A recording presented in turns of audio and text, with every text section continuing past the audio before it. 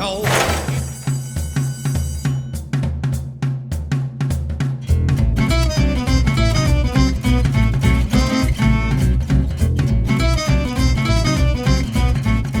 Welcome back, racing fans, to Get Tied On. I'm Tom Amello. He's Michael Kipnis, the Wizard. We're back. And Michael, another Alabama week is in the books. And we sit here taping on the cusp of an interesting Travers, which we'll talk about later on. But your thoughts on the Alabama and the last week? Well, let's first talk about like the jockey standings and what's going on. Okay. Irad's got 36 wins. Gaffleone's got 31 and Pratt's got 30. We have a little bit of a battle. Mhm. 2 weeks in left in the meet.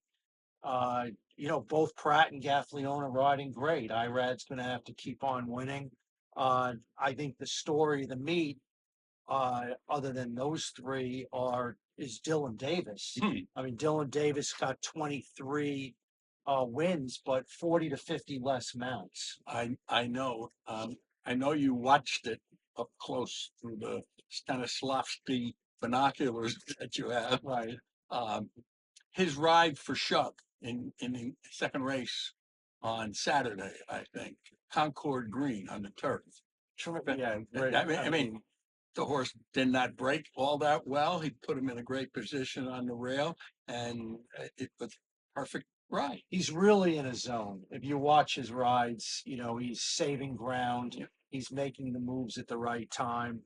On the flip side, you have a couple riders that are not doing well. Mhm. One is Frankie Dettori. He's only got winning at 11%. He doesn't have a lot of wins here. And I think that's a classic case of you can't just come into Saratoga and expect to win a lot of races with this colony if you haven't been here and ridden, for most of the year. These two turf courses, particularly. It's not just that he's a great turf rider. Yes. It's a matter of like establishing yourself in the barns consistently with the trainers, and you just can't step in here and outright get the mounts that Pratt, Irad, Gaffleone are getting. So he's winning at 11%. The real disappointment is Kendrick Carmouche. Carmouche is winning at 7%. He was winning at 20%, 20% in downstate. So, that's a disappointment. As far as the trainers go, you have Brown with 24 wins. Maker's got 18. Maker's having a really good meet. But the story has to be Safi Joseph winning at 38%. Mark Cassie at 29%, and Ray Handel with 26, winning at 26%. The real under the radar guy is John Ortiz from Kentucky. He's winning at 57%. He only started 7 horses. He's winning more than Bauer. Well, Bauer's got 5 wins at 45%. Bauer's 11 starters. But those guys, Al Stall's winning at 58%. I know they don't start many horses, but they pick the right ones to come to Saratoga with. Is it possible, Michael, to feel sad for Hall of Famer Steve Asmus? I mean, this is a tough meet for him. He's got 2 wins, winning at 8%. Even Linda Rice is only winning at 11%. Now she's had a lot of seconds and thirds. She said didn't come to the meet loaded for bear, but she's got 11% win rate. Wayne Lucas 5%, 1 for 21. I mean, what could you say? He doesn't come loaded here, but he's only won 1 race and he started 21 horses. We can go through quickly the week. We should. Okay. Wednesday, I think the highlight of the day was seeing Kathleen O'Connell win with a Monmouth shipper. 30 thou. Kevin scored at 25-1. She was winning her 2500 Who was in the irons? in that race. Dylan Davis. Right? And he rode up the rail. Yep. It was a great ride. ground saving trip. She's been training for 40 years. She's, a mainstay on the Florida circuit, Gulfstream in Tampa. Yep. She's won this win was her 2,500 Right. wins for her career. Race 6, a sharp debut for Anna School, first time starter, 5.5 furlong on the turf. That was Clement. I think Clement trained that horse. Yeah, that was a good performance. Excellent. With Dettori. That was a Clement special. Race 7. We've had a few trainers where we can say everyone's got to eat. This was the first one that had a dinner, and that was backed by gold. Pat Quick wins his first race of the meet. Jockey Rajiv Mirage, first win in 50 Romero Mirage. Rajiv was talking about him. Okay, they're all the same to me. Oh, Yeah, good. First win in 50. First win in 50 mounts. Yeah. That was the classic ease line off when the horse gets pulled up, fanned off, now returns a few months later and wins. You know, when you go back to your past performances, those people who use pencils to line out horses, got to get the eraser. I better erase this now that he's won. Right. It's actually good angle. Eased, fanned off. Right? You think he's a cripple, he comes back with a couple works, and the horse wins, and they cash and they eat well that night. Thursday, Manhattan Twist, a Fletcher first time starter.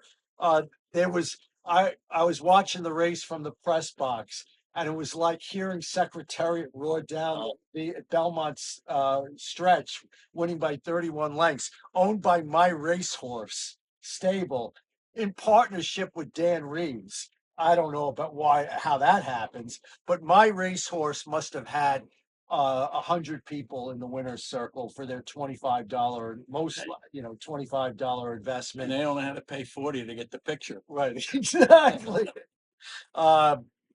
Race 2, Scuttlebuzz, second start off a 2.5-year layoff.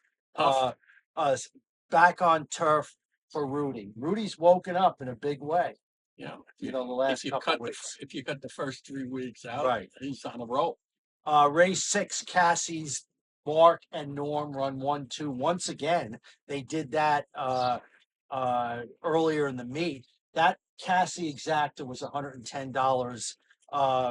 And the Cassie winner for the dad, for Mark, our guest last week, was won at 11-1. So he scored. He's having a great meet. Yeah. Race 7, that race was run in driving rain. Yes. And races 9 and 10 were off the turf. We've seen that several times this meet. Yeah. Well, you should almost keep a note that race was run in rain because it's not going to be in the chart. But off the turf we go. And that's what's the weather here in Saratoga. Race on Friday. It was Out on Bail wins the Skidmore. Maker. Second Maker, like we said, great meet. Race 4, best bet for me, top pick for you, right? Frizzati, Frizzati, Greg Sacco and Dettori. That was a horrible beat. Really, at 5-1. Yep. Much the best, forced out extremely wide into the stretch, lost its momentum. The winner had a perfect trip. Yeah. We get beat by a nose and rip up our tickets. And that was a bad beat. It's like a funeral. Yeah, that was horrible. I hate even talking about it, but part of the day. Race 5, Lady Firefoot, an upset winner for Michelle Giddings. Yeah. Do you know what that's the second winner for Giddings? She was the trainer at Bridgman. Both wins for Giddings were with Bridge Mahan on. I'm happy to see her win a race every time she does, because she had Maple Leaf Mel from Jeremiah Engelhard, a really great horse that suffered that injury in the test. So she wins. Yeah. Let me say this. I think the whole world knows that Billy Badgett never got over go for one. Right? Never. Her demise. her passing was part of his life forever. And I'm sure that Michelle Giddings said That, they're dyed in the wool, card carrying, certified horse lovers. yeah, And yeah, I agree. That horse, Ruffian, mhm, go for one, all horrible, horrible, injuries. Race 6, we had put Jen Paragallo on our show. delivered. Dunedin Causeway, her first win ever at Saratoga, certainly was just a very wonderful experience to see them celebrate. Yeah, well, two things, and you'll appreciate this. First of all, I was somewhere else in the grandstand watching the race, and I went when he crossed the wire, and I kept watching to see if he could cross the wire. I went down to the winner's circle to see her, and Sean Clancy was there, and he was going to interview her and he said she was jumping up and down so much that she turned away and declared the victory before he got to the wire. And he says, I'm standing going, no, you I know, can't ever do that. Well, she did it and got away with Yeah. it. You could see the horse was coming. I mean, Yeah. look, the horse had a good effort prior start. Yeah, that's one for the good guys. That's I right. mean, come on, she worked so hard, and she's got a 6-horse stable. You root for Oh, right. people like That's that, right. and her first win, she's a Saratoga native, and what's so beautiful is we put her on the show. That's right. Prescient we were. Um, you know, the other thing is, Sean, I'm going to say that in the Saratoga special, Sean wrote about the event in his cup of coffee segment. This man is an Eclipse Award winning writer. You should read that, the Chronicle of Jen's win. So congratulations to everyone involved, and we're so happy for her. Actually, she's really having an outstanding meet. If you think about it, she has the Well, then win, she got and 2 bombs that run second, Yeah. right?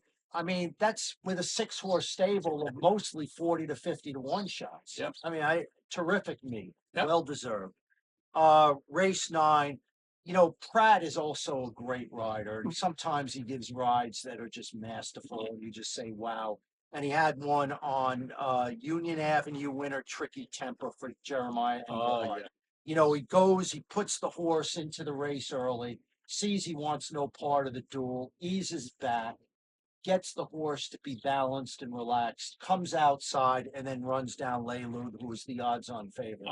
I was annoyed by the outcome. I mean, I had picked Tricky Temper, but not on top.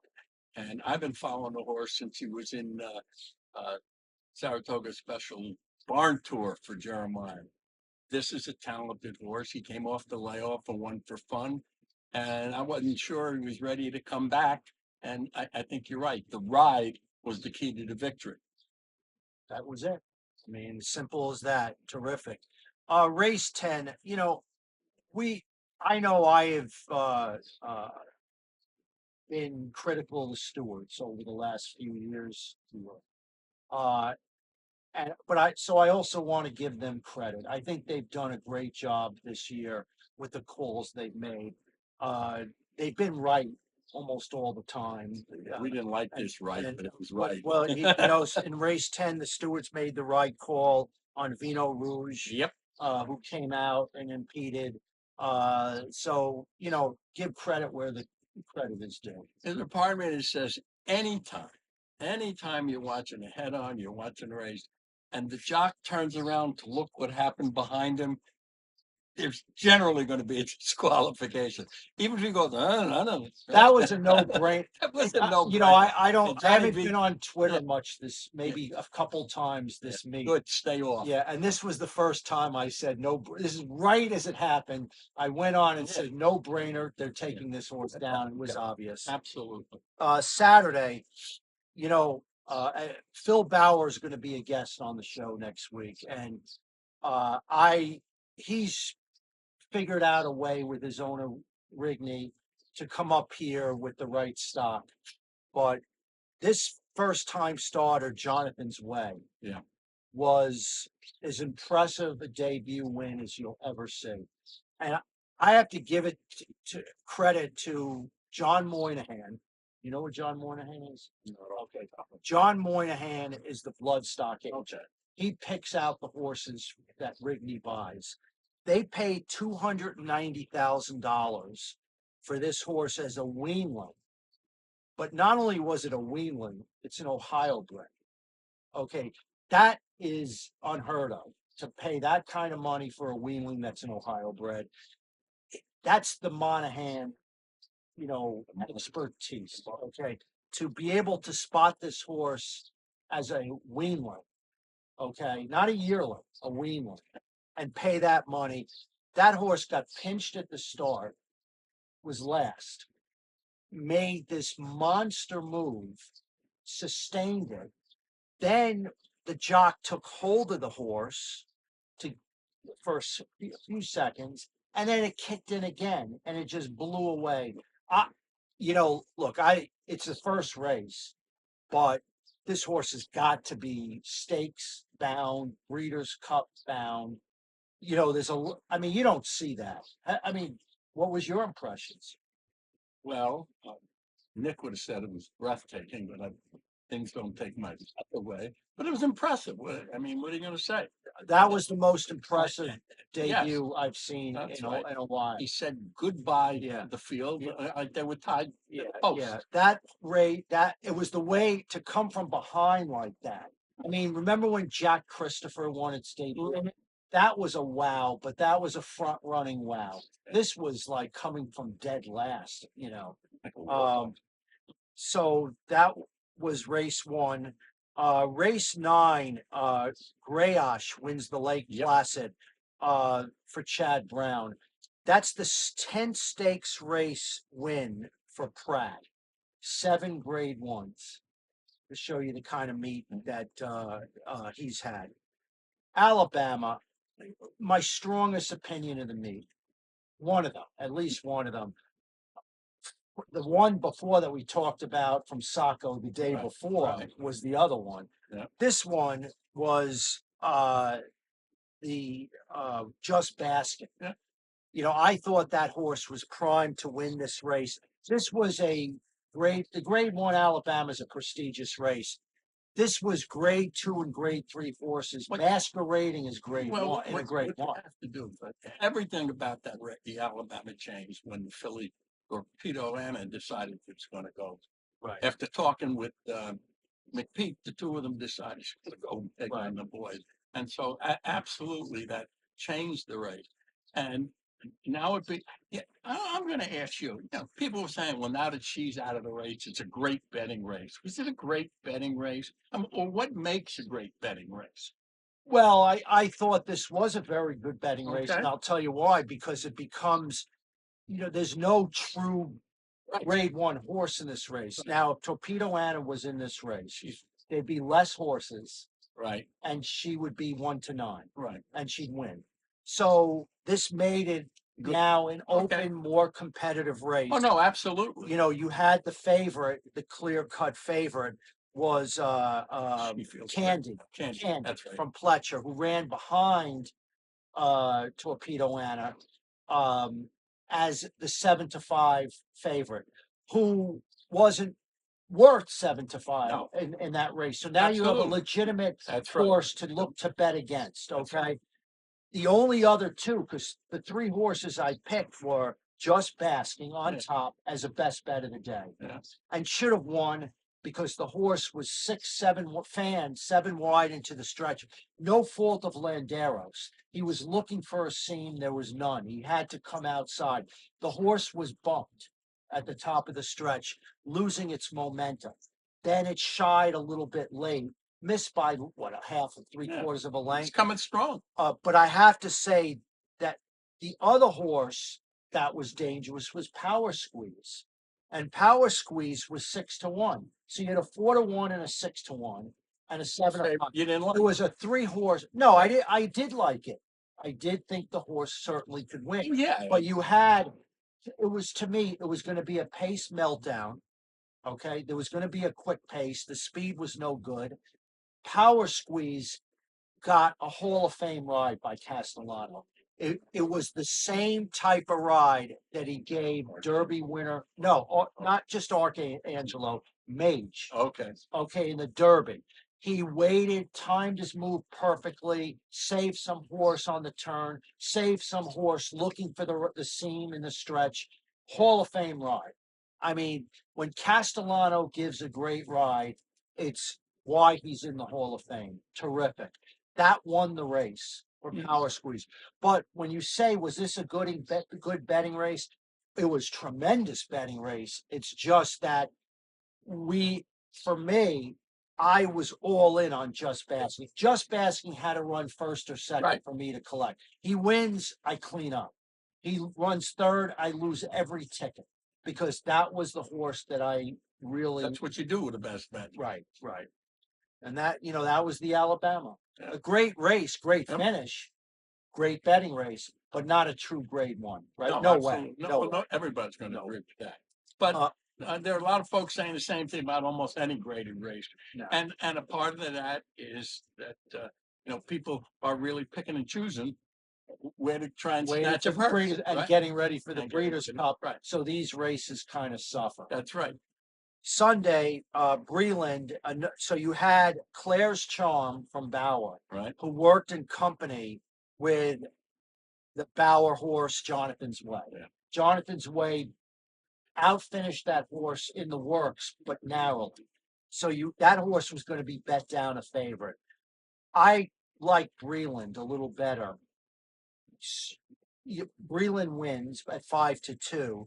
It was the 30th win for Gaffleone, but the best horse was Absolutely. Bauer's horse. Yeah. Okay. I mean, again, steadied at the start, checked, had made that big run, just like Jonathan's Yeah. Way, where Breland had a perfect trip. Right. The best horse ran second. Okay. Right.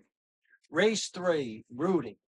Private purchase, LSU stables. They're coming into the game the last couple of years, paying big money for horses. I thought Bank Frenzy was going to probably go to the lead. He rated, got the job done with a perfect trip along the rail. And that's Rudy and Pratt. Pratt again up the rail. Race 7, the Bolton. Now that whole day, the rain wiped everything off the turf. For the umpteenth time here. I don't know how many times. Bolton Landing was off the turf. Tom Amos quietly having a good meet. Scored again with a maiden horse coming off a maiden win, who wired the field in its maiden win, now rated in third. Gaffleone, another win, another great ride. That's what's so great. Yeah. Great. That's it for me. That's it for you? That's all? You're kidding. That's it. Well, Now the interview. I enjoy this conversation, this recap, and we hope you do. There's in basketball, coaches coach this year, but they're always thinking about next year's team. And when we're watching races, you're handicapping and betting for today, but you're also getting ready for the next time they run back. And I think It's a good, I like our recap of the week because we're touching on the most important points. Okay, we're going to take a break. When we come back, we have New York breeder Joe McMahon in the winner's circle with the Michael Kipnis. That's our interview for the week. We'll be right back.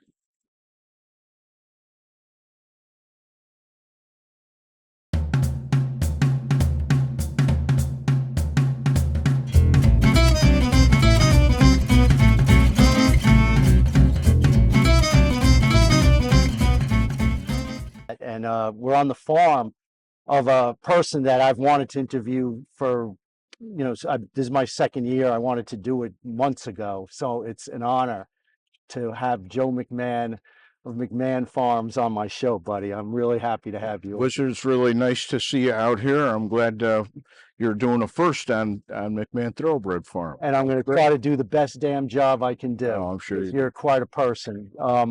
Before we talk about the early 70s, I want to talk about you further back as a kid.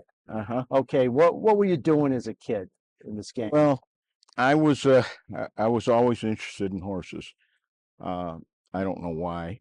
My mother and father, we grew up in a city. My father ran a jewelry store. Where in the city? and in Mechanicville, New York, which is Okay. just south of here. Right. And so I just had a interest in horses from the time I can't. And he was a jeweler. He was a jeweler. So- Yeah, he had a jewelry store, and my mother was an insurance agent. And Did he take you to the Kinda track? typical. Was he No, a track guy? I wasn't a track guy. I had a relationship with the track through his father, who was a supplier to Harry M. Stevens Company. Ah, the Chowder Man. I had the Chowder Man on last year. Did you really? Yeah, because I was wondering why there's not enough clams in the chowder anymore. And I found out Harry M. Stevens is obviously no longer No the longer. purveyor of them. That's right. And the chowder went downhill and the prices went up. That's exactly it. Yep. So Where- what was your first introduction to the racetrack?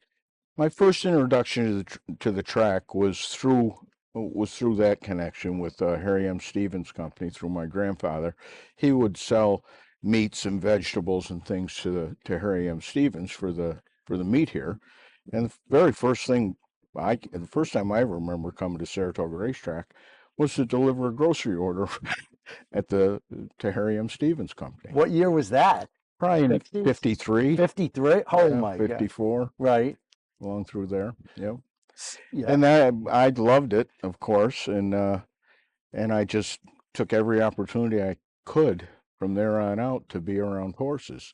When I was in 5th grade, I bought a riding horse, and I kept that horse. I've never been without a horse since 5th grade. It was just a passion for me. I came to the racetrack in about 62. I had an uncle who was had a racehorse, and came to the racetrack with him, and would be around the track, and really got a taste of what it was all about. In the 60s. In the 60s, 62.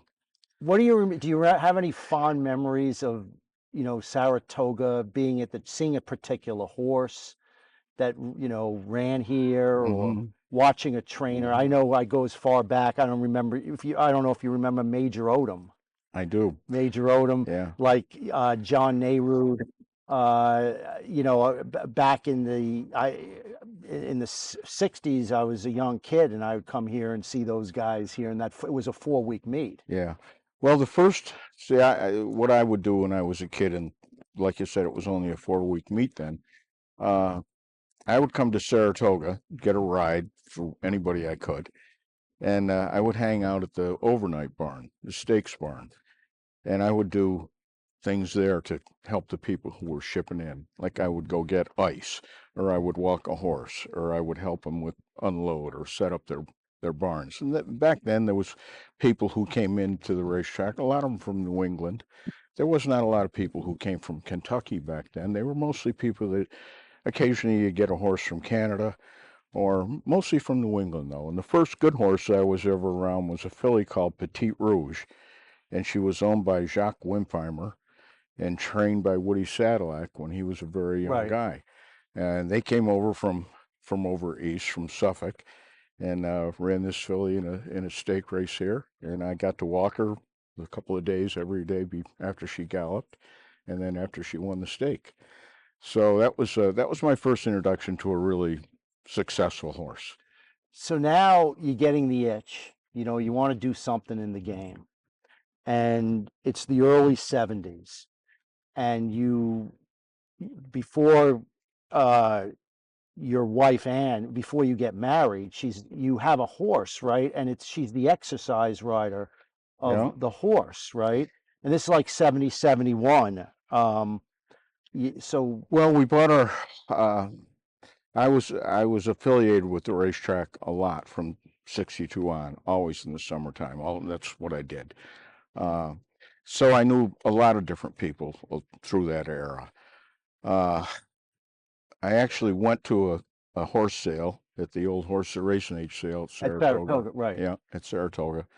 And 68, and I bought 2 horses. Right. One was a $200 mare. Her name was Countess Camden. And the other was a 2-year-old filly that I paid $700 for. She was in training, and she was our first horse, our first racehorse, and our first winner. And the mare, Countess Camden, became our first brood mare. that's before you, like, at what point did you buy like you decided you want to get a farm, right? And Well, that was quite a bit later. I mean, we bought this 3 or 4 years anyway. We had gotten married in '70, and when we did the when we bought the filly, the her name was No She Won't. She was by Yes You Will, and she was by Yes You Will was by Rough and Tumble, if you remember. So anyway, Ann rode her locally here on a farm where we rented stalls years ago and got her fit and everything. I was working full time for the racetrack. The racetrack had hired me as here at Saratoga, and I was working actually year round there on their maintenance crew. But I was well known to all of them for my affinity to horses, for my love of horses, and the management back then was very nice to me and let me use the facility, even in the off season, to gallop our horses and fool around with it. So I had a lot of hope along the way from NYRA. and you won your first race soon after you were married, That's right? right. Yep. Yeah. In August of '70, we ran a filly at Finger Lakes, and she won first or second time out. So you, at what point did you decide, I want to buy a farm? Like, I mean, like that was a few years later, but like, what made you decide you wanted to do that? Well, I had spent a lot of time in my youth. Like I said, I had a horse all the time from the time I was in fifth grade, and the way I paid for it and paid for its board was to work for dairy farms down in the Mechanicville area, and I would trade them my labor for board for my horse. So I was around a lot of very successful dairy farms, and I learned a lot about agriculture and a lot about running a farm, and I really loved the farm. It was just a real, just made me feel good. I loved it. So, so when we got married, we were first gonna. I talked to Elliot Birch, who I knew very well, and Elliot wanted me to go down to a farm down in Virginia and work down there. And then he said, "No, you should just come to the racetrack."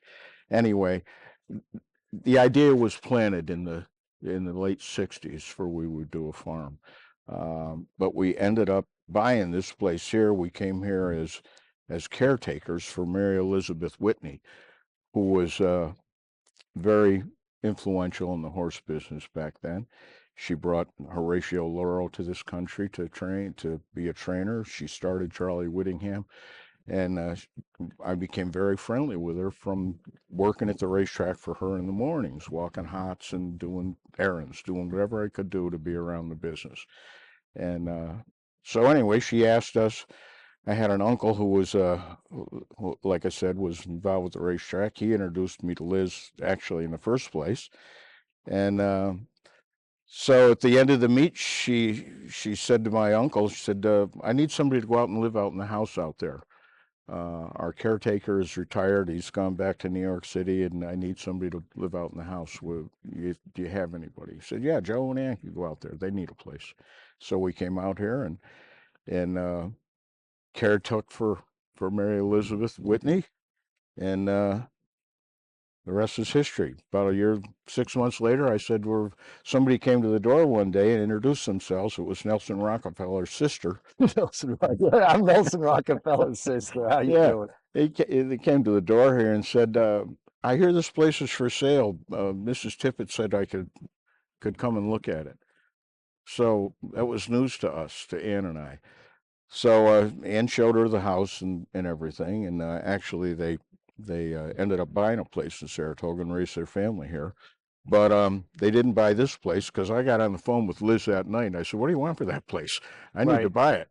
Right. So she said, "Well, what do you want to give me?" And I said, "I don't know." I looked at a couple of farms. I said, "I can't quite afford much over 50,000." She said, "Will you give me 50,000 for that 100 acres?" I said, "Yeah, I will." $50,000, and it Right. included a home. Included this brick house here This and this land. and all the land, 100 acres of land. So I read something. Didn't there was a Christmas tree farm? Like this wasn't a Christmas tree farm. It right? was. It was. Yeah, Liz had planted 100,000 Christmas trees here in the mid '60s, or maybe it was the early '60s. And all this land around here was all in Christmas Even trees. all this All was this. Christmas trees. There was one open field down here, in that direction down there, where she would land her helicopter, and she had one small paddock there that she would use during the summertime for layup horses.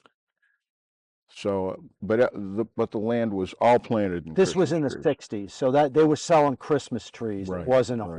horse farm. No, not at all. So they tore up all the Christmas trees. We stole them all off. Liz had the right to take them for 2 years after we bought the place, which she did, and that was a story in itself. But anyway, we worked to get rid of the Christmas trees, selling them at Christmas time, and then we started clearing. After we'd get them almost gone off of a field, we rented a bulldozer and we'd clear them ourselves. So you're living on this farm Yeah, as this brick house, and Mrs. Whitney, right, yeah, sells you the farm that's for right. 50K. For 50 grand. Now, do you have that 50K, right? Or like, do you have to borrow it? We had Like, to borrow the down payment, and I very graciously, my father-in-law let me borrow the 20 grand for the down payment, and then we borrowed 30,000 from a bank. so she wouldn't, did you ever say to her, look, I can give you 20, it'll take me time to pay off the, you wanted to, She was a very tough businesswoman. She was not easy. We mentioned the Christmas trees. I'll tell you a story about the Christmas trees just quickly. She had engaged a guy to buy 5,000 Christmas trees. So she asked me if I would cut the Christmas trees and bring them out to the road, and I said certainly. all the trees, 5,000 of them. cut all 5,000. Yeah, we started cutting them around Thanksgiving Right. time. And anyway, they came with several big tractor trailers. We loaded up half of them, and they said they'd be back in 2 weeks for the other half. So this was probably the week after Thanksgiving. So I called Liz about 2 weeks after. I said, have you heard from this guy? Because I haven't seen him. And has he paid you for the first load of trees? And she said, no, he hasn't. She said, well, what are we going to do? I said, I think we'd better sell these Christmas trees, because I don't think this guy's coming back. It's getting late.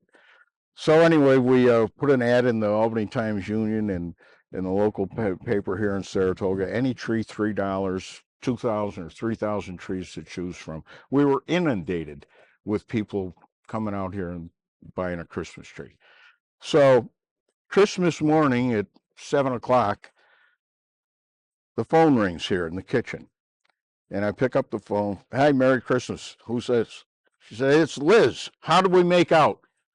So, like I say, she was all business. She didn't really care about Christmas or anything else. She wanted to know what the line on this. What was the bottom line on the sale of the Christmas trees? So she said to me, are you going to send me a check this week? I said, I sure am. And that's So how you landed this That's farm. how we got this farm. So now in 81, you have a horse named Hot Spice Cider, Yeah, right? we That did. is your first stake winner That was our first stakes winner. Yep, that you actually that we bred. bred. Yep, yep. I think it was a little before that though. I think it was 77, but doesn't matter. It was early on. So now you have this farm. Do you buy, how many, do you have stallions, a couple stallions? No, we didn't have any signs at that time. I had a job off the farm. I had a business that I was running off the farm and worked on that until the early 80s. And by the time the 80s came around, we were established enough so we had a few boarders and we could make a living here. The farm was how many acres that you bought at the time? It's just under 100 acres. It's Okay. 97. So in 1990, you have a horse named State Street, right? And that was leading sire Cormorant, That's right? right. That was a filly called State Street Dory. We sold her in one of the early sales here at Saratoga, the New York bred sales. We sold her for $20,000, which was a lot of money to us, a lot of money. So that was a very successful sale. She was out of an alleged mare. I think I bought an alleged mare at the team room sale, and I think she was out of that mare there. And So at that time, New York breds, right? There weren't many they weren't very good, right? they weren't very good. no, they weren't. Um, and there was the program, the legislation to that enacted the program uh, was passed in 1975. So the money and the funding was set up at that time. So that's when it started to grow a little bit. Previous to that, I don't think there was 100 mares bred in New York State at any given time, and all the business was downstate, down in Dutchess County and Westchester County. There was nothing going on up here in Saratoga at all. So we were trailblazers, to say the least. But in the through that period, I got involved in the political process of the breeding industry in New York. Kind of worked behind the scenes with a lot of different things and a lot of legislatures. Got to know the players pretty well, and just built on that. So in New York, you would have a sprinkling of New York breds racing. They didn't have like we have the last several years races filled with New York breds, like 8, 9, 10 No. horse fields and turf races with Right. just New York breds. It was very sparse. There were not a lot of New York bred horses at all. So the races were spread out, very widely spread out, I would say. There was racing going on at Finger Lakes. Finger Lakes was in business then.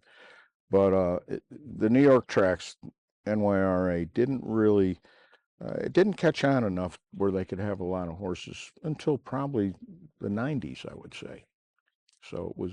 And what turned around then? Like, what was it? Well, there was a lot of, if you remember, there was a lot of growth in limited partnerships in that area, and there was several big farms that were set up here in New York that were hedges for wealthy people, and they would invest in them in these limited partnerships and write off income from other businesses in the horse business.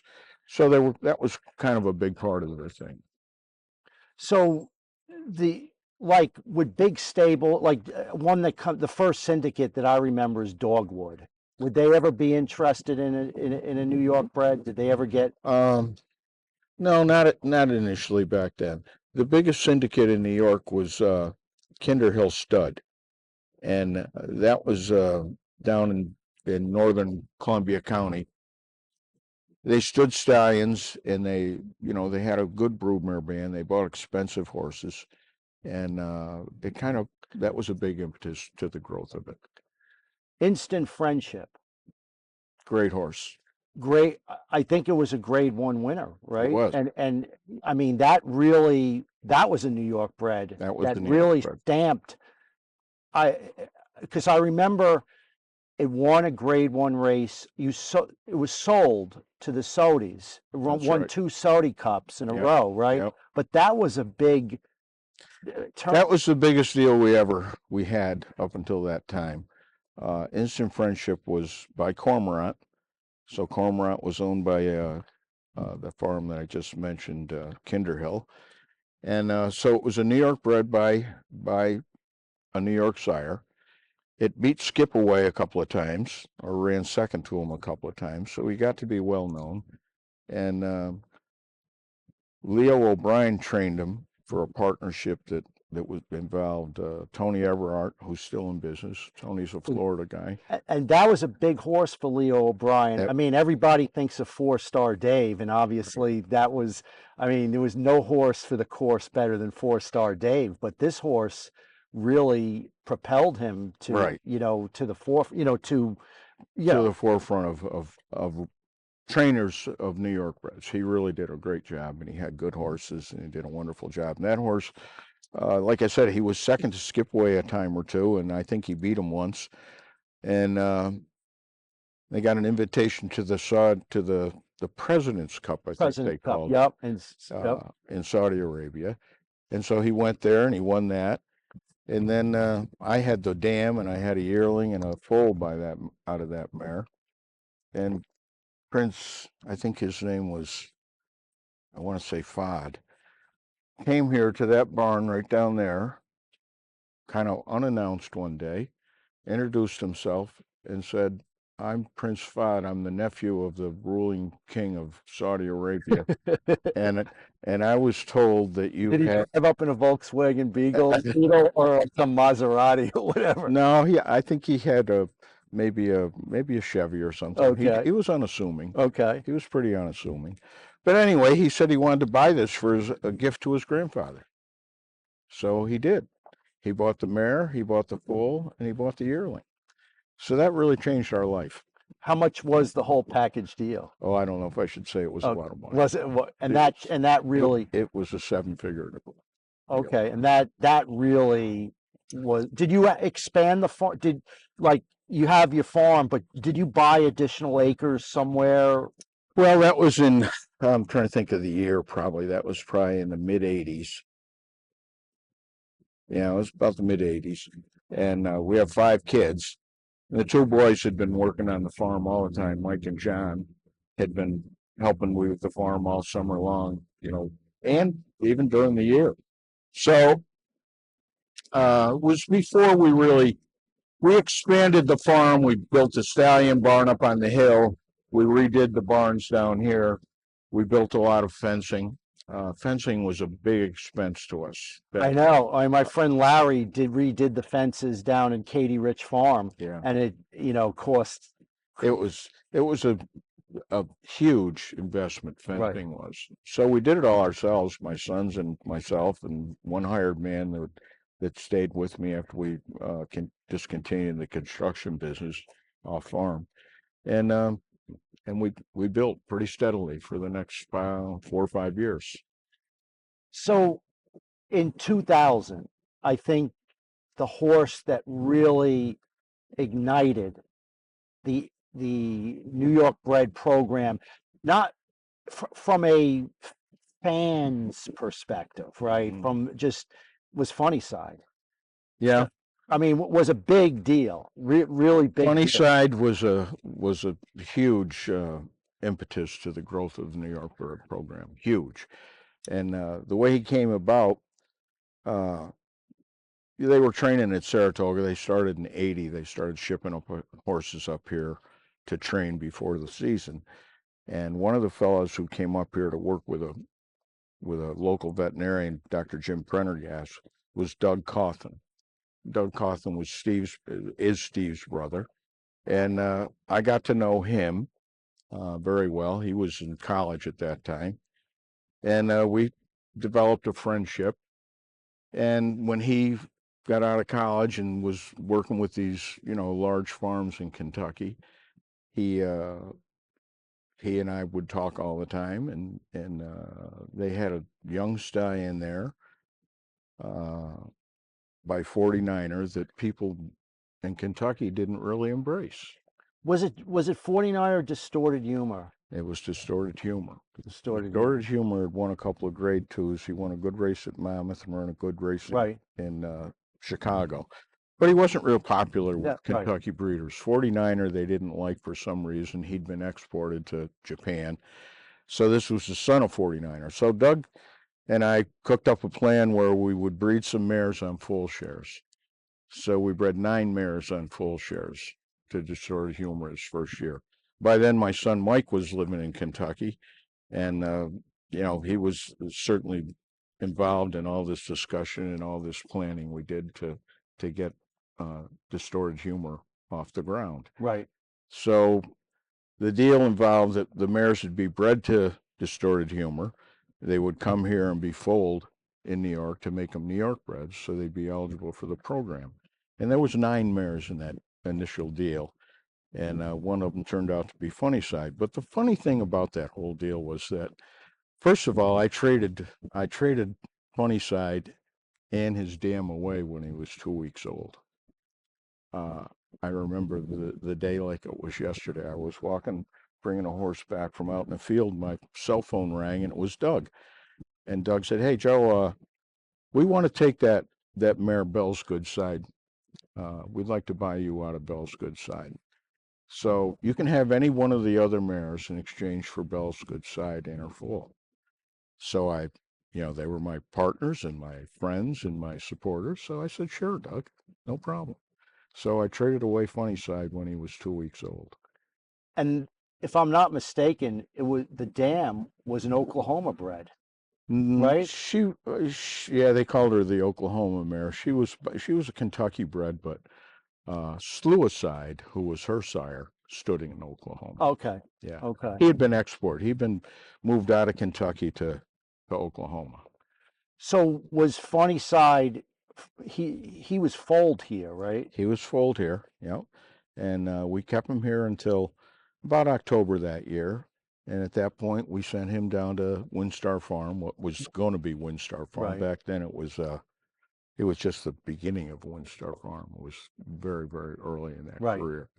So anyway, yeah, he went down there and he became the 100% property of Windstar Farm. And the funny thing, like I said about that deal was, besides the fact that I traded him away, was that we've in that group of mares, the first crop, there was 5 stakes winners. Any other year, that would have been a huge, big news. It was overshadowed by Funny Side. Absolutely So the 5 stakes winners you kept, like we sold all of them in sales. We right. sold all of them, but out of that crop of 9 mares, there was 5 stakes winners. That's ridiculous. Including That's Funny crazy. Side. That's Yeah. crazy. Yeah, there was a horse called Go Rockin' Robin, who was owned by Herbie Schwartz, and he was by Funny Side sire too. He was from that first crop, and he was a very good horse. He was a Grade 2 horse. He won the Peter Pan 3 weeks before the Derby, and I called Herbie. I said, Herbie, you got to run this horse in the Belmont. Because you're going to have 2 distorted humors and 2 New York breds. You got to do that because this horse belongs in there. Right. But Herbie didn't do it. But I mean, that was just an example of how Funny Side overshadowed everybody else. So he is sold at the yearling sale at Saratoga, right? To That's right. Saratoga. Right. No, he was sold to my partner. Funny Side came back to me from Windstar. Windstar decided in the spring of the year, when Funny Side was a yearling, that they didn't really think he was going to be much horse. And so they asked me if I would take him back and I could have him and sell him in the sale here in Saratoga if I could get him in the sale. So I did get him in the sale. You bought him back?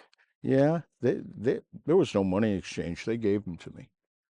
That's how much they thought of him. Well, it was a different time. And like I say, distorted humor was brand new and nobody liked 49er in Kentucky. So they go to you go to the sale with the horse, right? Yeah, and Tony Everart bought the horse from me for $27,000, and broke him and got him going in Florida. He called me in November and he said, Joe, this horse is a runner. This horse is going to be a runner. And so anyway, I was glad. And he told me that Jack Knowlton had bought him, his partnership in Saratoga Stable, a local guy who I didn't know at that time. And the rest is pretty much history. Yeah, I mean, the Funny Side is given over to Barkley Tag to train. Right. And I'll never forget it. New York bred wins the Kentucky Derby, wins the Preakness. 3 weeks later, preparing for the Belmont, I saw a couple works and said, I think this work is a little too fast. It didn't seem right. It seemed too fast, but the track came up. So Friday before the Belmont, it was a sloppy track, and he had handled sloppy tracks. That wasn't really the issue. I think the issue in the end and preventing Funny Side from winning the Triple Crown might have been a combination of the distance, Empire Maker enjoying the distance, 10 Most Wanted ran second, and he just faded to third. Yeah, it was the big thing I thought that made a difference. It was a miserable day. It was a cold, rainy day, miserable day. But there was a fast work just before the Derby that a lot of people talked about. But I think the actual thing, what really made the difference in that race was Empire Maker. Empire Maker didn't run in the Preakness. Right. He was fresh. And he had beaten Funny Side just a short head in the Wood Memorial. Yes. And there was kind of a lot of talk about that Funny Side was just a flash in the pan and that Empire Maker was the big horse. So I think they went to great pains to make sure that Empire Maker was going to be on his game for Yeah, that day. no, I think all what you're saying is right. It reminded me about like Easy Goer getting Sunday Silence in the Belmont. It was just the setup, the Right. right time at the right place at the right Yeah, time, you yeah. know? I mean, it was a wonderful thing, and 2 out of 3 isn't bad for anybody. And I I, remember Kenny McPeak. I was with him that day at the Belmont. And he said, "Joe, 2 out of 3 ain't bad." no, uh, Kenny McPeek will get his shot in the Travers with Yeah, the Philly Torpedo Anna, yeah, which, by the way, you see up here.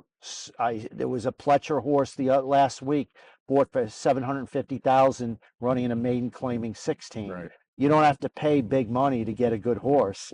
Torpedo Anna was bought for $40,000 and is probably worth 8 to 10 million right now. Kenny is one of the most astute buyers that I've ever come across. I mean, he is an astute buyer. He doesn't care that they're fashionable or that they're extremely well bred. He buys horses that he likes. As And athletes. he has bought inexpensive horses who have done very well. Yeah, I mean, his record speaks for itself. I mean, he just perfect example of you don't have to pay much to get a good one, No, you know. And if you're paying over a couple $100,000, that's a lot of money to pay. that It's, is. you know, I know I have 6 horses. The most I paid was 100 for a central banker out of Might Be, Mhm. who, you know, that was a lot for me to pay at the Yeah. Keeneland sale, but you know, I've well, we'll talk about that a little later, but I wanted to add 20. So now you're starting your, you know, your big sires here. In 2015, Mhm. you add Central Banker. Yep. Now, let me tell you, both Central Banker and Solomini were bought as yearlings.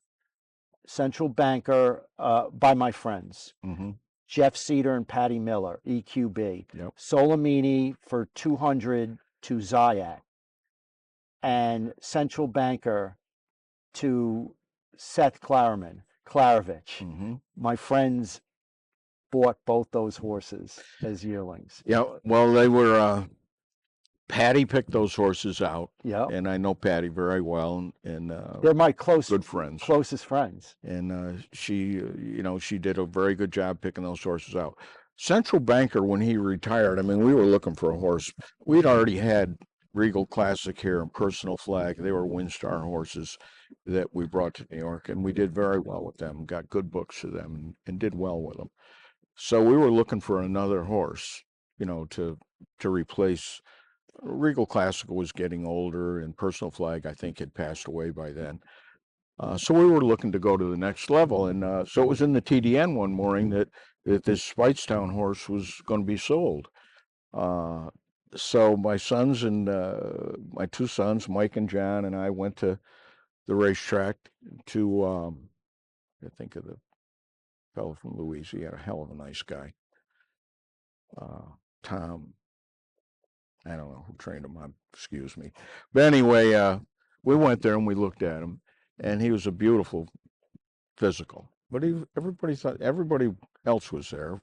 All the major farms from Kentucky were there at the same time, and we hung out around the barn to see who was going to be there. And they all were looking at him, and they all said, "Oh, he's too small. He's too small. Nice horse, but he's too small." So anyway, we didn't really pursue him at that time. When we went to the Keeneland sale in November, I went and looked at him again at the barn. Bernie Sams had him for Claiborne Farm. And my wife and I were there, and we just loved him. We just thought, we missed the boat on this horse this summer. We should have bought this horse. So I made a couple of offers on him. I couldn't get him bought privately before the sale. He went through the ring, and we bought him there. What did you pay? 400. 400,000. Yeah. What could you think if you would have made your move before, you could have got him? I think we could have got him maybe for 150 cheaper. What was it about him that, you know, really caught your eye? His balance. I remember we were talking about him. Mike and Ann and John and I were looking at him at the barn down in Keeneland, and we remarked about what great balance he had. He had good bone and very well proportioned horse. And I said, he'll go with a lot of mares. He'll go with a lot of mares. Plus he's got speed. This is a horse we should try on. So that was really what really got us on him. What was the original price you set for him to be? Well, I'd offered 250 to before the sale for him, and they said no. Then I offered 300, and they said no. And then I said, I'm going to go all in, 350. So they said no.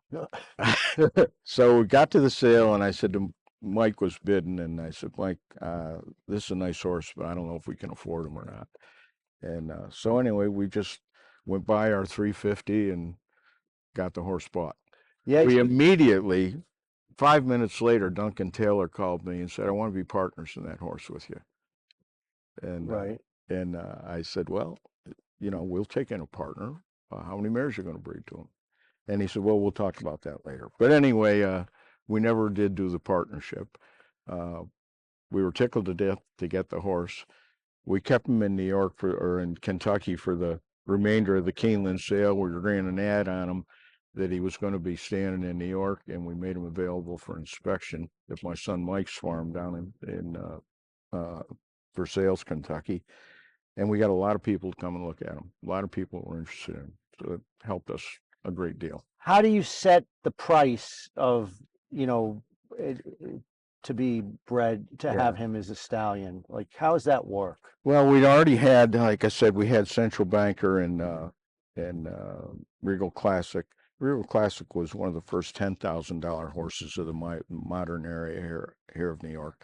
People didn't really want to pay it. We were always having to compromise it. Central Banker Personal Flag was $7,500, and he was down from $15,000 originally. So we just thought 15,000 is too much. We don't want to be underneath 75 because we'd tried horses at 5 and 6, and they weren't taken serious. So we put the number at $7,500, just because we wanted people to know that we were serious about this horse, that he was a good horse. We didn't want to cheapen him, and that's what we went with. And you've stayed with that price all along. You've never wavered from it. We've never wavered from it. Even with the success, you stayed with the price. Yeah. I could have sold him. We could have sold him after his first crop of 2-year-olds. He had a good horse here at Saratoga.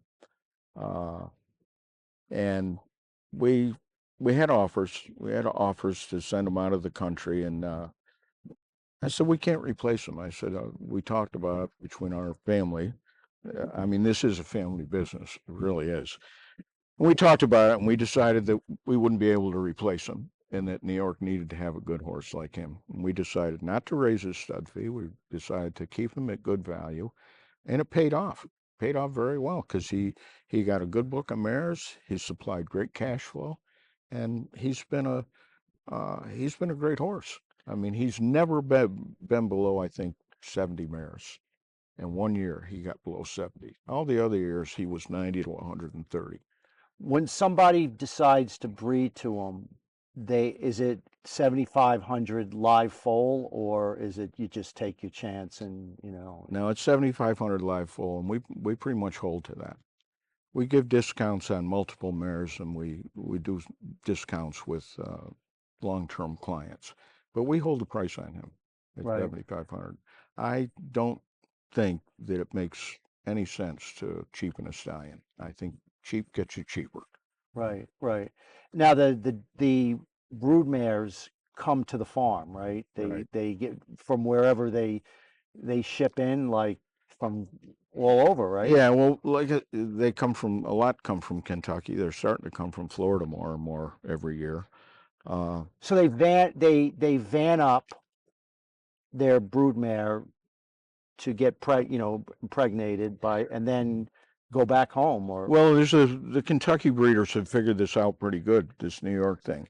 They will bring a mare up here who's in foal to a Kentucky stallion, based mainly on the fact that the preferred sale in Saratoga, the New York bred yearling sale, is so successful. That's the highest, best regional market in the world.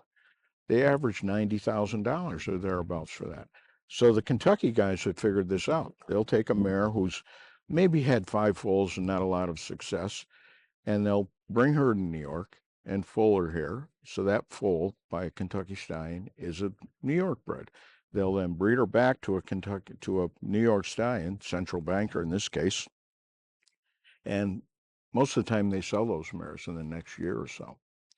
The reason they breed them to Central Banker is because they want to qualify that first foal for eligibility to the New York program and get it into that sale in Saratoga, which is so wildly popular. Yeah, I mean, it's And pretty- so that's the play. And then they sell the mare in full to Central Banker, or maybe they take it back to Kentucky sometimes. But it's a smart play on their part, and that's really made that sale grow very strongly. I've done a study on Central Banker offspring, and it's amazing. Like, there's certain sweet spots that I notice. Well, one is they all have tactical speed. I Mhm. mean, a lot of them. They run on dry tracks and wet tracks. They're equally well. I mean, Yep. you really can't, there's no edge. They just handle everything. They're great they're precocious, they win, they're exceptional from 6 furlongs to a mile. They run on turf. It's very rare that you see a sire so versatile. Yeah, he really is, and that's his strongest point. Trainers will tell you that they like Central Banker for those reasons, but they'll say to you, these horses love to train, they're sound, and no matter what kind of a mare they're out of, they will have some level of talent. Now, some of them have a lot more talent than others, but they say all of them have a certain amount of talent above normal. I know firsthand, I have two Central Bankers. One is a horse filly named Walk With Me Oh yeah. that actually ran second in the Fifth Avenue New York Stallion Stakes to what's that horse's name? My Shady Lady. And my So lady lady. so my Shady Lady wins that race. I'm a fast closing second, right? Yeah. And that same day, you won with a horse named Winstock, the Los Alamitos, some big race at graded Right. stake on the same day of the race that I was in. But I got Walk With Me as a yearling, and he was at the farm at Katy Rich. Mm-hmm. And I went down with my wife, and from day one that we got her, so professional, so just such a beautiful filly. Yeah. Well, And that's a trademark of the Central Bankers. They're great temperamented horses. They really are. They have wonderful temperaments, and they're just nice horses. And like I said, the trainers will tell you, these things love to train. They like to train. They enjoy their job. yeah, So that's made him popular with trainers. He's ultra popular with pinhookers in Ocala. They love him because they've come back through that April sale down there, and I think we sold one this year for over 200,000 down there. yeah. So he's been a great stallion for us. 5 years later, another tremendous purchase, Solomini. I mean, his first crop was one of the greatest first crops I've ever seen. Yeah. Especially for, a ridiculous success with a New York bred. How did you come across Solomini? Well, Solomini was wasn't on our radar, and we weren't watching him. I had talked to a bloodstock agent in Kentucky, Pete Bradley, and Pete Bradley's daughter called me up one day and said, I hear about a horse that just went on the market. Would you like to go see him? So we were down in Kentucky visiting our daughter and son. It was Thanksgiving time. So drove up to Steve Asmussen's barn at Churchill the next morning and looked at Solomini in the barn there. So he was for me, he was love at first sight. He had everything that I wanted to have in a horse. He had great looks. He had tremendous body, great shoulder, great hip, and he had won. He had been second in 3 Grade Ones, and I thought, man, oh man, how come this horse is? How come we've missed him? How come we didn't get this horse? Well, he was in California with Bob Baffert, and he was involved in the Zayat deal.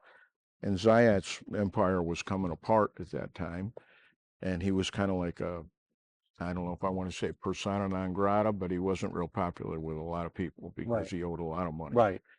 And so this horse was being sold. I think it was more a result of Zayat having difficulties than it was that they didn't like the horse. So we bought him right then. What'd you pay for him? I don't want to say, Okay. but we paid up for him. Right. And the first crop, were you even surprised? Like, because it was pretty amazing. I mean, I wasn't really surprised because we'd never had a horse that was as good as him as a racehorse. I mean, he started running in June.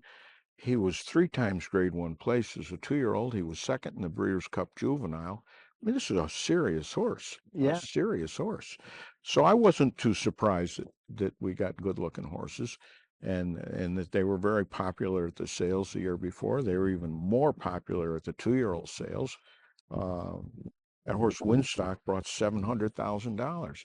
Imagine a New York bred stallion has an offspring sell for $700,000 that's in the unbelievable. 2-year-old sales. You would never dream that up So 20, 30 years ago. you wouldn't have You wouldn't even, believed it. you wouldn't have believed it. You wouldn't have believed it. But he averaged that year 99,000, his first crop of 2-year-olds in Ocala. So that helped his book that year, which was his 3rd crop, and he just kept coming along, kept doing it. When did you add Bucchero to your stallion band? That's my son John's deal, and John talked to the man who owns him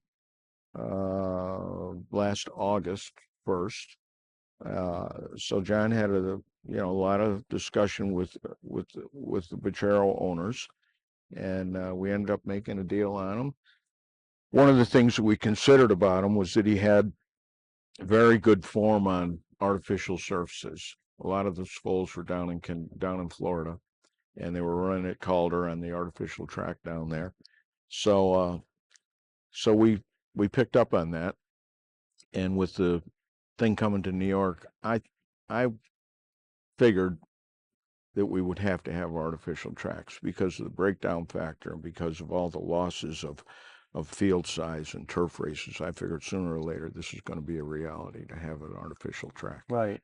And so that had a big factor to do with them too. So the offspring of Bucchero are handling the synthetic surfaces Yeah, well. he has 20% of his winners are from artificial track winners, which is good because a lot of horses don't have that consistency of enough horses in a sample where you can really get an idea how good he is. How about Central Banker? How does he do on? I don't know that he's had any starters. It's not been Wow. something that we've looked at, but he handles mud really well, his offspring. And turf. So I don't have any, I think that he'll probably be fine. I don't see why not. So you add also Redesdale, right? That's a recent get. Yeah, Redesdale, lovely horse by Spitestown. We have a real soft spot for Spitestown, but he's out of a full sister to Danehill, and he was trained by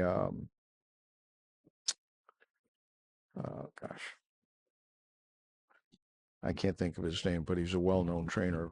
Not Cox. Brendan Walsh trained him. And I talked to Brendan Walsh, and Brendan said, this horse is a good horse. He said he really was a good horse. He said he broke down in his 3rd start, but he never had a buyer under 90 in his 3 starts. So anyway, he'd been standing at a farm here in New York, and he was available, so we picked him up. It's just been unfortunate that he's kind of got oversaddled by Central Banker and by Solomini. But he is a good stallion. And I wish I could get more. He stands for less, right? If they call him up, we're not going to let him out of the trap. If anybody calls us, we're going to get a season done Right, right. if they ask for him. He's a lovely horse, and we bred a few mares of our own the last 2 years, and we'll see what happens. But I know that he's a good horse. The more I understand the New York bred program, the more I think, I mean, having Walk with me, getting those bonus checks is unbelievable. Like it seems like even my trainer, his barn is full of New York breds. David Duggan. Yeah. I mean, every horse he has is basically a New York bred. I think it's a great business model Oh, for buying horses. it really is. I mean, it's a tremendous hedge. You know, if you're going to go buy a yearling, you want to have all the advantages you can get, and these New York breds really give you that. And they've already shown that they can run in any kind of company. They're getting better all the time. So for year-round trainers in New York breds are an absolute must. They have to have them. I think 60% of the population at Belmont Park is New York breds. 60%. Yeah, it's unbelievable how it's great. It's just really, if you understand it, it's just blossomed. Right. It's really unbelievable. Through all the downturns, and we've been in a downturn in the breeding business for over 15 years. We've gone from 40,000 foals a year down to 18,000. New York is the only place that hasn't lost numbers in big numbers. Why is that? Why is it such a steep drop? It's a big drop because it's very expensive. It's very costly. Everybody wants to be a seller. Nobody wants to buy horses or raise horses to race themselves. They want to be sellers, and the market just can't absorb it all. So that's taking a lot of people out of it. The expense, a lot of people. So let's say you're the best person to ask. Let's say Walk with me, right? She's earned almost $200,000. Mm-hmm. I just removed a P1 chip. I hope to get her back to the races. When I retire her, when that is, and I want to make her, I'm just an owner, right? I want to make her a broodmare. What's the process? What do you have to do? Well, the process You got to find a farm, right? Yeah, you've got to find a farm to work with to get her ready to be bred, and you got to evaluate her with a critical eye about what's her good faults and what's her bad faults, and then you want to breed her accordingly to that. But she's a central banker, and she's going to put speed into the pedigree. The way I look at breeding, you have to breed to speed. The best trainer in the world can't take a slow horse and make him fast, but he can take a horse with talent, with speed, and make him go longer. He can do that. Good trainers can do that. So speed is an absolutely essential thing when you're talking about breeding horses. So she has speed. We know that because she's a central banker. That's part of the evaluation process. Right. So it's not like I could put her on a farm, say it's $30-$40 a day, right? Yeah. To keep her on the farm, find a sire that I think matches up well, maybe one that has some tactical speed, maybe a stamina influence to, find, just research. Yep. And it's a few year process, but if you're patient, it's affordable, right? It's yeah, it's very affordable. I mean, here in New York, I think the average farm prices are probably $30 to $35 a day, which in comparison to what we pay in Kentucky when we send mares down there, it's cheap. Right. So, and the big benefit is, of course, the New York Bred program. You've got, $40 million in purses and awards that these horses are eligible to. It's a huge edge for people. The award system was designed with NYRA involved back in the 70s, with some leading horsemen in New York State involved in it, and it's a program which rewards success. I've heard different things, read different things, that it's a welfare program. Well, it's not a welfare program because you don't make any money unless you're successful. All the money comes out of racing itself that supports it.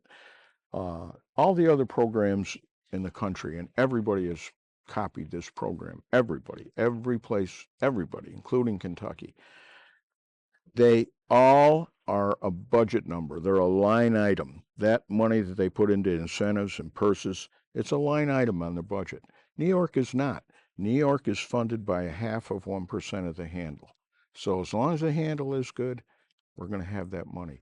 The governor doesn't have to say, oh, I'm giving money to wealthy horse owners. And it's defendable because it's a jobs program. But not 1 cent of state money goes into it. Not 1 cent. It's all money that comes from the parimutuel handle. All. And NYRA gave up 0.5% to make it happen way back in the 70s.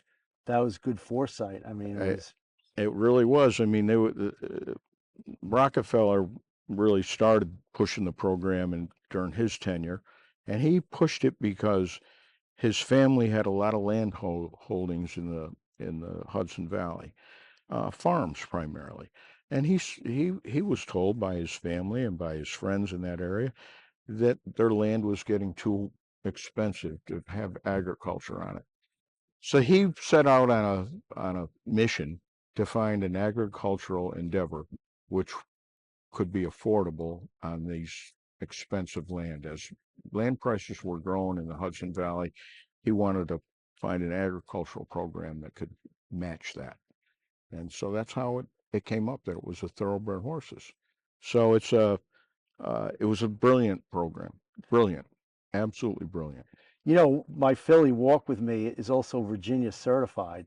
So that's like a double home run because Yeah. I got a check from Virginia Yeah. and I could run in those Virginia registered races for big money. And like, you It's got to be crazy not to have a New York bred. I yeah. mean, like they write these stallion races that and you're getting income from all the right from that's how the Yeah. business model works, and you That's deserve it. You're the catalyst well. of the engine. We McMahon Thoroughbreds carries about 70 mares a year of our own.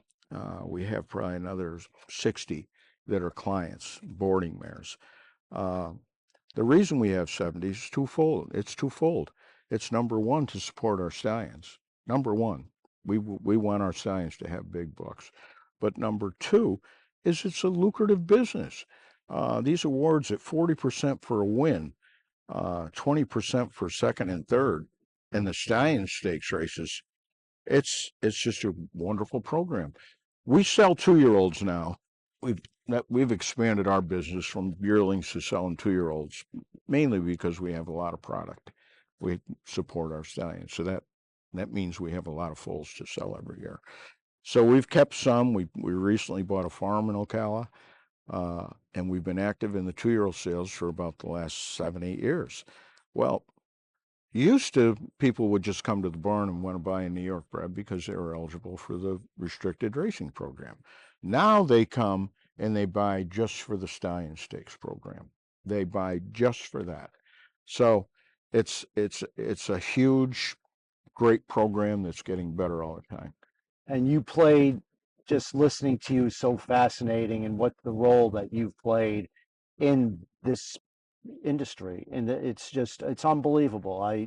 I'm blown away by it, Huh. Joe. I think it's and you explained it beautifully, and anyone that's listening really gets an idea how, if you want to come into the game and you could, want an affordable, it's expensive now. They just sold, Steve Asmussen won last week with a first-time starter, a New York bred that he bought at the Timonium sale for $350,000, sired by Matoli, but it was a New York bred. Bred by McMahon. Bred by McMahon. Yeah. Really? Yep. Yep. Yeah, she looks like she could be, special. Her name is Accelerate, and she looks like we could hear from her in the future. I mean, that horse had tremendous speed, as Matoli's do. Right. That was a good cross. And yeah, but I liked that the other horse came to her. I mean, she was coasting on the front end, and the other horse came to her. The other filly. Jeremiah Englehart horse, who was well meant that day. Very well meant. They dueled, cutthroat duel, and this horse put that horse away. That's a good horse, Jeremiah Englehart. Yeah. That's one of his better 2-year-olds. Yeah. That horse dusted that. That was huge. Yeah, I thought it was a very good race. I thought it was a monster, very, very monster, good race. monster race. So, Well, Joe, thank you so much. I mean, I got an education. I'm sure our viewers did too. It's just amazing your career and what you've done. And I'm on this farm, and it's just, it's just so beautiful. And I just, it's an honor to be in your presence. That's well, all. those accolades not necessary. No, I'm but I mean pleased. it. No, I'm pleased I to mean talk it. I about them. mean it. I just am just blown away by the beauty of this. When I go to Katie Rich, my best friend's farm, I'm Yeah. amazed at the beauty of what he's done. Well, And it's just, it's the the horse business is really, it's a wonderful business. I mean, if you appreciate the outdoors, appreciate, nature, the horse business is a wonderful way to make a living. We got 5 kids. All 5 of them are in the horse business. Uh, that didn't happen by accident. They all had other careers, did other things, and and then they came back to the horse your business. daughter, who I met earlier, she's come and go a few times, but she Yeah. came back, and Yep. there's a love for it. And it must be so beautiful to just be around your family, working with their dad. And Yeah. Well, it's been wonderful for my wife and I. It really has been. I mean, and this beautiful house. I I would love to be invited to your Thanksgiving dinner. You come up here and be in this beautiful house with this family, with the farm just right outside. Well, It's just, it's great. It's a tremendous pleasure. well, So thanks very much, I hope Wizard. you I enjoy really it. appreciate that, and look forward to more conversations with you. Thanks so much. Okay. And we'll be back with our third segment after this, and tremendous interview with Joe McMahon of McMahon Farm. Thank you.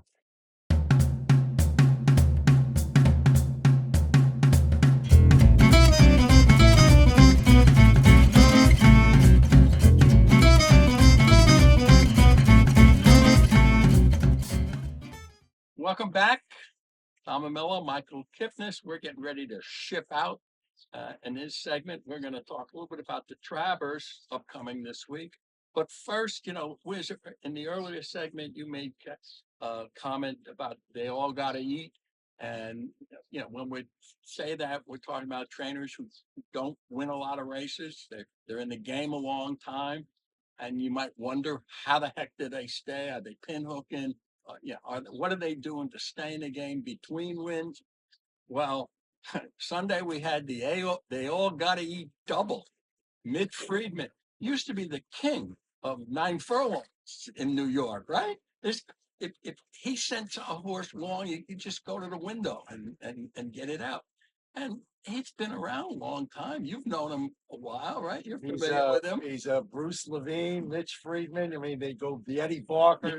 I mean, they They go back way way back. right? So, it's the quintessential. They all got to eat move. The horse is 1 for 20. The jockey's 1 for 30. You look at the line, and that horse was a good earner. I mean, if it was a mafia member of the mafia, they would like what's it, Cara something, whatever the name of the horse was. Tara's time. Tara's time. Yeah, they would love this horse because the horse is 1 for 20, but a good earner.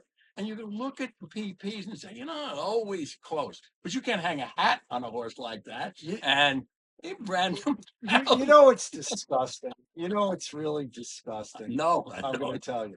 I mean, I want to eat soon. And I ate brown round after Yeah. that race. You Oh, know yeah, why? it So killed everything. I have that horse for. Yeah. I have better whatever Yeah. the second horse. Yeah. The horse that just got nailed by him, right? Yep. So, you're gonna bet against Karis, that kind of 1 for 20 Yeah. horse all day long. I don't pick those horses. Absolutely. And Charlie Baker's got to eat. Yeah. I thought he had a bigger sirloin on his plate. That's right. And I'm It was watching the overdue. race. I'm counting my money, right? I can't talk right now. I'm counting my Right. money at the 16th. Yes. Right? Because I'm taking the lead, right? And the horse that's coming is the 1 for Yep. 20 and runs me down.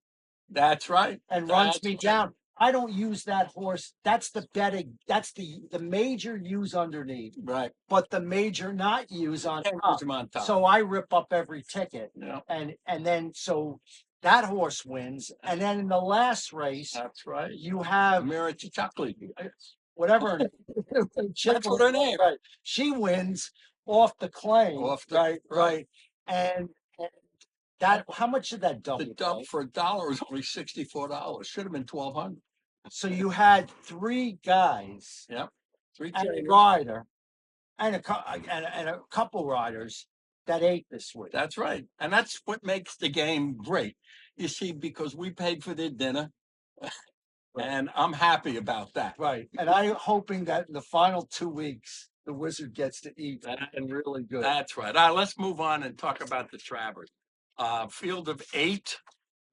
And the Travers is just one of 14 on the card. Bring a big picnic basket. I think they start at 8 in the morning and it ends at 11 at night. Bliss. Well, Michael, you can't say there's not going to be pace. Excuse me. In this 10 furlong race, the filly wants to be forward. Unmatched Wisdom wants to be forward. Corporate Power has a good stalker. Dornack wants to be forward and inside, right? Forward and inside. And Fierceness just wants to be fierceness. Yeah, you're right. I mean, the pace should be quick. I mean, it should, Absolutely. see, Torpedo Anna is on the rail. She's going to start. She's not going to be involved in that pace. She's not going up there. She's going to. No, she can't. So, the lone filly in the race, I don't blame them to try this Travers. Alabama, another grade 1, adds a little more value. She wins this race. Yeah. Her value's off the charts. That's right. And now this is a perfect example of why you don't have to pay a lot of money for a horse at the sales and get rich. But he's McPeak has been doing that for years. Yeah, right. I mean, he's a mass. This horse was a $40,000 Yeah. purchase. She's tactical. She's, this is a much tougher task. These aren't great, males anyway. That's right. That's I want to ask you, Unmatched Wisdom from Chad Brown. This is a nice horse, done a lot of nice running in his short career. Do we give him the rabbit ears, and is he in here to make it even better than what it looks on probably. paper? I wasn't impressed by the Curlin's win. Mm-hmm. I really didn't. The pace was slow. The horse was, pretty much, all out, undefeated. This is a much Tougher spot. much tougher spot. Also, the seasoning, only 3 races. Doesn't that say go fast and stop? I think Chad Brown, this is the race it's all out for Sierra Leone, the final chance. Like you keep going back looking for the when is he going to win?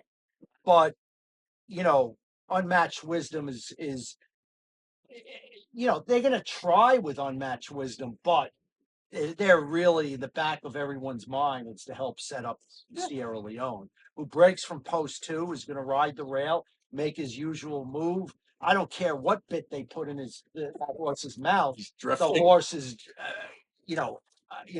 I don't. The quandary is, do you go to the well one more time, or not? That's the decision you got to make. How many in this field are going to be something to 5? Something to 5. Yeah, 4 to 5, 8 to 5, 6 to 5, 7. Nobody's going to be be odds. What do you think the odds here? I see Torpedo Anna be less than what she should be because of the female versus the male, the rooting interest. I think she's going to be, would you say, 3 to 1? 3 to 1, 5 to 2, something like that. Would you say that? Yeah, I think that's fair. I think Sierra Leone in the same vicinity, 2 to 1, 5 to 2, right? Yeah, the 2 losses would put his price up, and the fact that he runs from starts in Wilton and tries to get to the wire here in Saratoga Springs. I mean, literally. I mean, this is really hard. You You got Dornack and Fierceness. I mean, Fierceness is going to probably be like 7 to 2, right? 4 to 1. You think less? I think Yeah, I think he's Really? well, why not? He's I mean, front, 'cause he's you got- front end. He's What do you make Dornoch? Again, I make being door, underlaid? I make doorknobs either even with him or less. So you got 4 horses Right. that are gonna be between 2 to 1 and 4 to Right. 1. No, Maybe. I mean, it's well, who's going to get let go? Sierra Leone. She's going to no, be three. no. Sierra Leone's not going to be 3-1. I think it's really tricky because people are gonna bet Torpeda Anna. They're gonna she's not gonna I mean, what is she gonna be? 4 to 1? I don't think so. Never. I don't think so. I think you can name the price on unmatched wisdom, corporate power, bat down. Forget They're those not in the horses. game. They're not in the game. Anna Marie's adding blinkers. I don't think. I think those horses are. The one thing that Anna Marie might be aided by the pace. That's exactly where I was going. A rabbit helping Sierra Leone and the pace also helps Anna Marie. Although he just hasn't. He's had some trouble trips, but He's he proved. gotta- Has he stamped himself as just who he is and a That's the little above average horse? I mean, he didn't really make up any ground in the Belmont. He got set up to finish. They're trying the hood to keep the horse focused. Maybe he sucks up for a piece, right? But do you? think I don't he's see gonna him win running this no. race. If fierceness runs, he's tough to run down. If Look- Dornoch runs, he's tough to. It's Well, tough to get I'm going to ask you a question. Uh-oh. Fierceness, right? Yeah. Is every other race is no good. That's right. So now he's coming off that win at 1.125 in the Jim Dandy. Do you really envision him to be 1.25 mile horse, breaking outside the other speed, having to go and be a little wide, and then There's no evidence to support that, other than hope. right? I mean, So when you said, do you think he'll be 4-1? No. Should he maybe be 4-1 in here? 7-2? Maybe. I make him actually in this spot 4 to 1. Okay. Okay, that's my odds line. If he's less than 4 to 1, I think he's an underlay. Yeah. I mean, in my opinion, I think it's a tough task from outside the way the race sets up. He wants to be forwardly placed. He's got to race outside. Well, here's the question. If you look at it, if you're saying that the rail horse is not going to go, but you're going to be forwardly placed, okay? Well, corporate power is the next one to go, and then it's Dornoch. Well, and unmatched Then wisdom is the horse that's what I mean. is gonna Unmatched. I mean, is gonna unmatched. go, I'm sorry. right. Back down is going to be out there. He's got enough. So Dornoch. What's Dornoch going to do? That's I mean, right. Who's going? Because he's got people to his inside, and that's- he doesn't like that, or at least he hasn't proven he likes that, right? Yeah, I mean, both him and Fierceness are Out of their tough element. set- Tough but I set. have to say about Dornoch, I've gained respect for him. Okay, his win in the Remsen was great. Fountain of Youth return was really good. Then in the Bluegrass, you can toss that out. He was ranked, which he's going to have to chase, and I don't know what happens on Saturday. He's going to have to chase in the 3K. The Derby was a throwout, obviously after the fact. The Belmont was game, and the rail wasn't good on Haskell Day, and he was on the rail every step of the way. But if Mind Frame didn't drift, That's Mind Frame catches Dornoch. I think the two outside horses, Dornoch and Fierceness, are going to have to come with an A++ game to win the Travers, in my opinion. I mean, from out there, don't you agree? Well, again, if you look at the size, the lane, look at the lanes. Dornoch is going to be where he hasn't been, and Fierceness has got to, his best race has been when he's just gone, and Johnny V's riding, right? There's two factors against Fierceness, in my opinion. Never puts back-to-back races together, Right. and that's on paper. Okay, you don't have to be a rocket scientist to see that. The other is he 1.25 mile horse in this pace scenario Sure. situation? Sure. You have to determine that, right? So then who's got the Who's got the gumption when everybody's getting the staggers? Now we're back with Sierra Leone Sierra coming, Leone, right, and right. Torpedo Anna, Torpedo. who's gonna sit a trip on the inside. But, she's gonna have to be, she's gonna be up close to that pace. Yeah. And she will have to make a middle move. And Sierra Leone is just, it's just Sierra Leone. I really liked her bluegrass win. I've been chasing that bluegrass win. He's run well. He's run well. Gets it. He's talented. I think he's likes the 1.25 miles is going to be good. Do you think he gets over bet? Do you think he's the favorite in this race? No, Okay. What do you think he'll go off at? 2-1. But the two. I mean, Well, you got 4 horses who have to take money. I haven't seen David Aragone's odds yet, which are, I mean, they're supposed to be up somewhere. I'm going to give you the odds. You're going to give me the odds. Torpedo Anna is going to be. Write him down. Write it down. Yeah. I'm going to make her 7-2. Okay. Okay. Yep. My odds line. Okay. Sierra Leone 5-2. 5-2. Go ahead. Just the Go 4 ahead. horses. Okay. Dornock. Yeah. 3-1. Okay. Fierceness. 7-2. Who did I There make you the go. favorite then? Sierra Leone. Yeah, Leon. Yep. Okay. I made that horse Yep. the favorite. That's my odds line. Okay.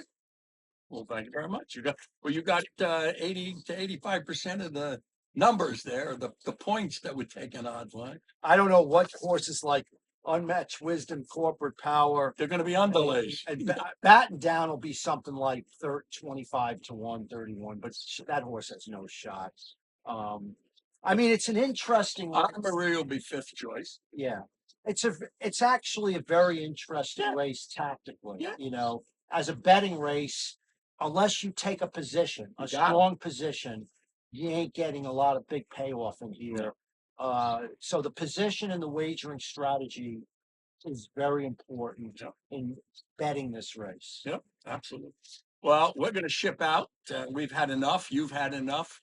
And we'll be back next week. I'm Tom Amello. He's Michael Kipnis. This show is brought to you by WizardRacingSports.com.